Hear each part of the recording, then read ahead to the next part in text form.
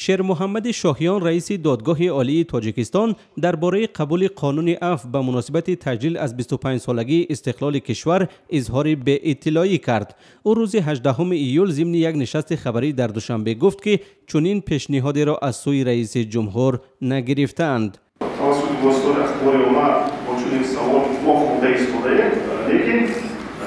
Конституция ва қонунзории амалкунандаи мо муқаррар кардааст ки пешниҳоди қонун дар бораи афв ин салоҳияти президенти ҷумҳурии Тоҷикистон аст. аз ин рӯ расман лоиҳаи қонун пешниҳод нашудааст. قبلا یک دادرس دادگاه عالی تاجیکستان گفته بود که گزارش‌ها درباره قبول عفو طلایی و رها شدن صدها نفر از زندان‌ها به مناسبت 25 سالگی استقلال واقعیت دارد و حالا مقامات دادگاهی و دادستانی‌ها در ولایت و نواحی به بررسی پرونده‌های مشغولند که ممکن است مورد عفو قرار بگیرند. دفتر مطبوعات دادستانی کلی تاجیکستان اما گفته است برای سوء استفاده نشدن از تطبیق قانون عفو نوبتی از نشر همه گونه خبر درباره آن خودداری میکنند.